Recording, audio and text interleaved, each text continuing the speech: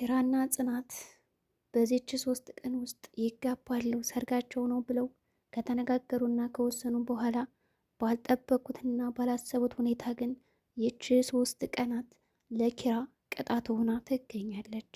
ኪራ ለ3 ቀን ያክል ሰርጉ ነው ተብሎ እንደተወሰነ ሁላችንም እናውቃለን። ነገር ግን ይች 3 ቀናት ለእሱ ቅጣቱ ነበረች። ምንም ምግብ ሳይቀምስና ምንም ነገር ሳይቀምስ ራሱን በጸጸትና በእኔ ምክንያት ነው እያለ እየወቀሰ ይገኛል። አስቱ ተመልሳ መጣለች። ልጆቿንም እሱ ያለው ይሁን ብላ መርቃ ፈቅዳ ሰጣቸዋለች። ጋሽ በእኔ ምክንያት ነው እንደዚህ የሆነው ኪራ፣ ልጅንማ እንደዚህ መጉዳት አልነበረብኝም እያለ እሱም በተቃራኒው ራሱን እየጠየቀ ይገኛል። ከዚህ በኋላ እንደውም እኔን ሲያኝ እንዳያገራሽበት ወደ ስራ ቦታ ብመለስም የተሻለ ነው ብለው ወስነዋል። ሙሽራዎችና ሚዜዎች ከሱቅ መልስ ተሰብስበው እየተጫወቱ ይገኛሉ። በጨዋታቸው መካከልም አንዳንድ ነገሮችን አንስተዋል። ሰኑም እኔ የምላችሁ ደረቅ ጥብስ እኮ እየሸተተኝ ነው ትላቸዋለች። ይኸው እዚህ መጡ ሲዘለዝሉን ነበር፣ እናንተን ደግሞ ማን ይዘለዝላችኋል? ይላል አሁን እኔን ነው እንጂ። ምሩም ቀበል አድርገችና ፍቅር አጠገብ ነኝ እሺ ዋ እያለችው ነው። ምን ነው አንቺ ትዘለዝልኛለሽ እንዲህ እያላትም ነበር። ለኪራም ጥያቄ አቅርቦለታል እና እንዴት ነው ምን ተሰማህ ሙሽራው ብሎታል። መቼ? አሁን? ሀይ ነገ ልበለህ እንዴ? አሁንማ ደስታ እየተሰማኝ ነው ብሏል። ሳልነግራችሁ ቤቴን እኮ መቃፋ ድምቅል አድርገው ነው። ምሩ እኮ በጣም አስቸገረችኝ። ዝም ብላ ሶፋውን እያነሳችሁ እየጠረገች ቁጭ አትል፣ በጣም ድክም ብላለች እና ረፊ ስላት እየሰማችኝ አይደለም። ከዚህ በኋላ ግን ያለውን መጥረጊያ እንዳለ ሰብስቤን ማቃጥለው ይላል ናሆም። እሺ አሁን እኮ ትቻለሁ እያለችም ነበር ምረው። ሰኑም የናሆምን ንግግር የተመለከተችው ታዲያ ለምን ከረሜላ አገዛላትም ትለዋለች። አንቺ ልጅ እረፊ አተፈታተኝ አላት። እንዴት እያሉም እየተከራከሩ ነበር። እንዴትማ ለምንድን ነው የ3ኛ ልብስ ይዘሽ የመጣሽው የሚዜ ልብስ ብሎ ይጠይቃታል። ጽናትም ኪራዬ የምነግር ነገር አለኝ ሳልነግረህ፣ ኪብሮምን ለምን 2ኛ ሚዜ አታረገውም እያሉ እያወሩ እያለ ኪብሮም ይመጣና ይቀላቀላቸዋል። በቃ መጣ ይላል ናሆም። ሰኑ ቁጭ ብላ ነበር።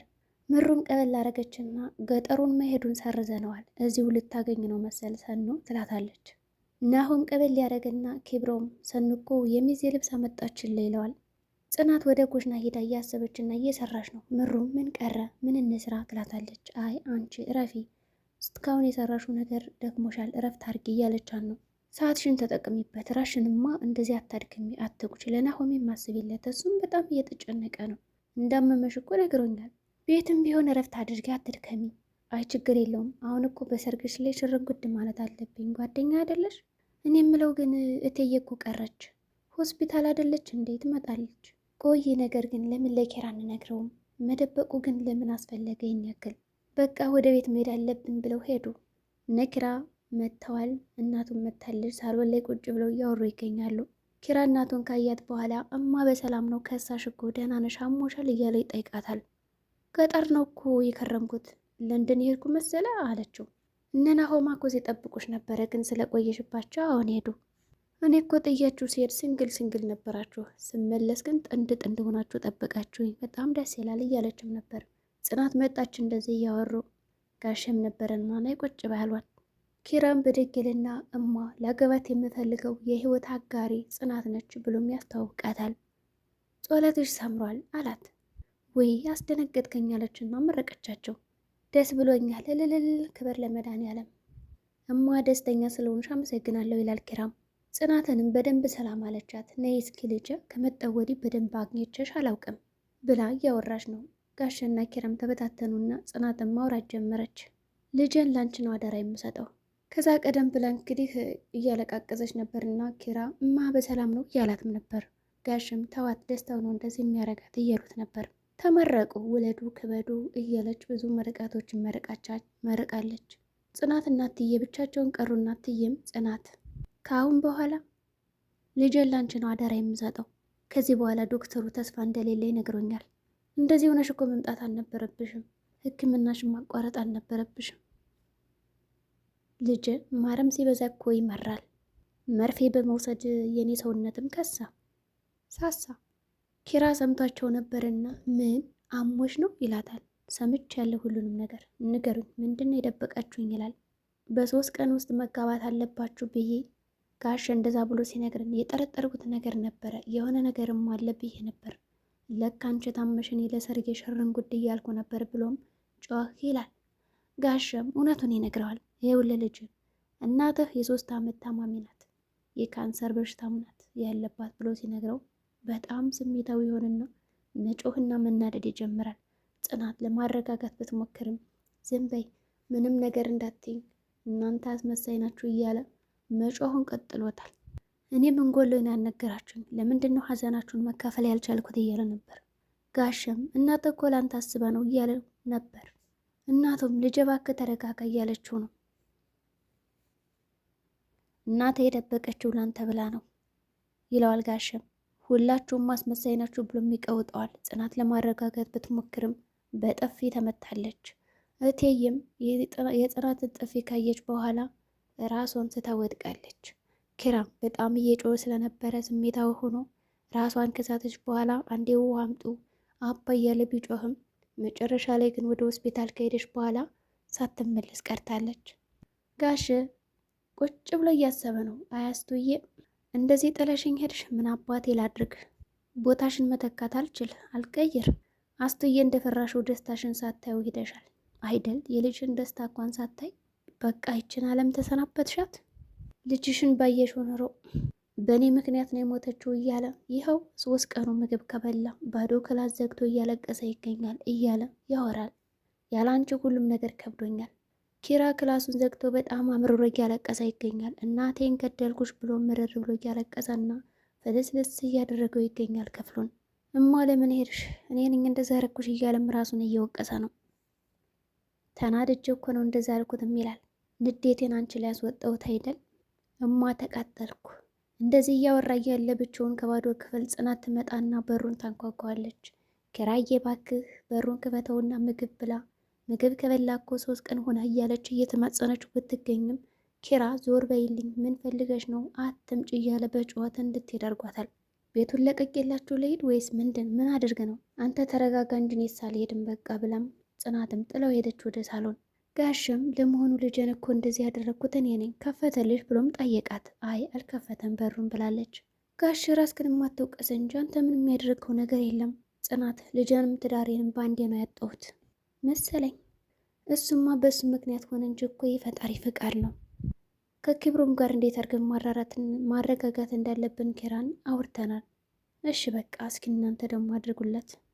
ነገ የቢሮ ሰዎች ሊመጡ ይችላሉ። ሰኑና ምሩን ደውይላቸውና ስራ ያግዙሽ። እሺ። ጽናት ጸሎት ላይ ነች። አምላኬ ቤታችን ፀሐይ ነበር፣ ፀሐይ ወጣላት ብዬ ሳልጨርስ ሌላ ሀዘን እያለችም ጸሎታን ቀጥለዋለች። ኪራንም ጋሸንም አንተ አጽናቸው። ምሩ እያለቀሰች ነው። ወደ ክፍሏ ከገባች በኋላ እያለቀሰች ነውና ናሆም መጣና ድሮም እኮ ከዚህ ጋር ሩጠሽ ስትገቢ ልታለቅሽ እንደሆነ ገብቶኛል ይላታል። ናሆሚ እትዬ እኮ እናቴ ማለች ነች ያሳደገች የነበረች ሳላስታምማት እኮ ሄደች እያለች ነው። እኔማ ራስ ወዳድ ነኝ። ናሆም አንቺ አይደለሽም ብሎ ማጽናኛ ቃልም ሰጥቷታል። አሁን ኪራን ሄጄ ማየት አለብኝ፣ በምን አይኔ ግን ሄጄ እንደማየው አላውቅም እያለ ነው። ምሩ እኔም ጽናት ጠርታኛለች ስራ ላግዛት ልሄድ ነው ብላ ወጣች። ናሆም ዛሬማ በሩን ሰብሬ ቢሆን ነው ገብቼ ማናገረው ሲል ነበር። ጋሽ ደረጃ ላይ ቁጭ ብሎ ስልክ ይደወልለታል። ጤፉን ምን ላድርገው ብሎም ያዘዘው ጤፍና ዱቄት እንዴት ላድርገው ብሎ ሰራተኛው ሲደውልለት እኔ ምን አድርጋለሁ፣ ከፈለግ በችርቻሮ ከፈለግ ደግሞ ሽጠው እንደፈለግ አድርገው ብሎም ተፋታይ ብሎ ስልኩን ይዘጋዋል። ወያስቱ ይላል በድጋሚ። ኪራ ሳሎን ላይ ቁጭ ብሏል። ጽናት ምግብ አመጣችለትና ብላ እያለች እየለመነችው ነው። ብላ ለኔ ስትል በእናት እያለችን ብትማጸነው ኪራ ግን ምንም እየበላ አልነበረማ። ምን አልሽ? በእናቴ ነው ያልሽው? ሁለተኛ እንደዚህ እንዳትይ ብሎም ሲያወራት ነበር። ምን አርግ ነው የምትሉኝ? ከክፍሌ ያስወጣችሁኝ። አሁን ደግሞ ቤቱን ለቅቄ ልሄድ እንዴ? አይ እንደዛ አይደለም፣ በቃ ትንሽ ብላ። እሺ ብላለሁ፣ አሁን ውጭልኝ ብሎም ጥሏት ቁጭ ይላል። በየትኛዋ እናቴም እያለም ነበር በገደልኳት። ጽናት በጣም አዝና ነበርና ራስህን ማሞቀስ የለብም እያለችው ነው። ጋሸና ጽናት ምግቡን ሰጠችው ለኪራ። ሰጥቼዋለሁ ምግቡን ይብላ ይብላ አላወቅኩም እንጂ ጋሸ ደህና ነህ? ፊትህ እኮ ደህና አይደለም። ጤፉን ውሰዱት አሉ። አሀ አላወቁም እንዴ ሀዘኑን? ባለቤቱ አውቋል። ምናልባት ሰራተኛው መሰለኝ የደወለው። ታውቂያለሽ ጽናት አስቱዬ ምን እንደምትለኝ? እኔን የምትመስል ሚስት ለልጃችን ፈልግለት ላይ ነበር። ለካ አስቱዬ ልቧ ነግሯታል። አንቺ ነሽ።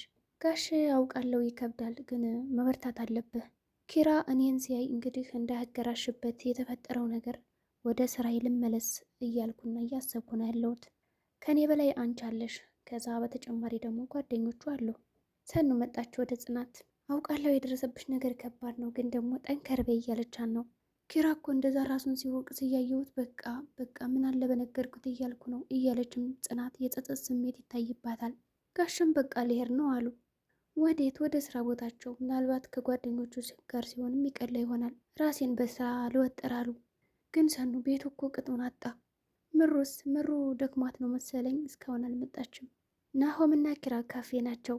በቃ ጎትታህ መጣኝ አይደል? ኪራ ባለፈው ነገር ራስክን መውቀስና መጸጸት የለብም እያለ ናሆም እየመከረው ነው። ሁላችንም እኮ ሀጅነን ሟችነን እያለ ነው ናሆም። እናቴ እኮ ናት። እሱማ የሞተ ተጎዳ እንጂ እኔማ ምን አድርጋለሁ አለሁ እኔስ። ብቻ ሁሉም ነገር ያልፋል ይላል ኪራም። ላያስችል አይሰጥም። ጽናት እኮ ለአንተ ብላ እያሰበች እና እየተጨነቀች ነው ያለችው። በጣም አንድ ነገር እንዳትሆን እያለች እየፈራች ነው። አውቃለሁ በጣም እንዳስጨነኳት። ጋሸም ወደ ስራ ቦታ እመለሳለሁ ብለዋል። ኪራ እንደዚህ ሆኖ ከማየው እያሉ ነው። ታዲያ ሄዳ እንዴ ኪራ ምን አስበ ነው? አባት እኮ መከታ ነው። ለምን እዚህ ትንሽ አይቆይም? እኔ እንጃ ስለተከሰተው ነገር እያሰበ ነው። እዛ ደግሞ ሲሄድ ምናልባት ከጓደኞቹ ጋር ሲያወራ ይረሳ ይሆናል የተፈጠረበትን ነገር ይላል ናሆም። ስለዚህ ሄዳለሁ ካለ ይሄድ። ቆይሽ እኔስ ምን ልሆን? ናሆም በመልሱ ተናዶ ይኸውልህ ኪራ፣ እኛ ምንም እንዳባት ባንሆንም ግን ሁሌም ከጎንህ ነን። ከዛ ቤት ተዘግተህ ሳለ እኮ በጣም ተጨንቆ ነበር። አንተ ግን ከቻልክ ክብሩን የማትንጠቀው ለአባት ያለን ክብር አሳየው፣ አለውልህ በለው። በቃ እንሂድ። ወዴት ነው? ተረጋጋ እንጂ። አይ አየር እንውሰድ ይላል ናሆም። ናሆም መተንፈስ ጀመረ በኃይል። እንዴ ለምን እዚህ ገበና ነገር አንጠፋ? ዊግ ወይም ደግሞ ስፖርት አሰራም እያለው ነበር። አሁን ተመለሰ የድሮ ኪራ። ሰላም ጤና ይስጥልኝ የቻናል ቤተሰቦች፣ ለዚህ ቻናል አዲስ ከሆናችሁ ሰብስክራይብ በማድረግ ተቀላቀሉ። ላለሁ በቀጣይ ቪዲዮ እስከምንገናኝ መልካም ጊዜ ይሆንላችሁ።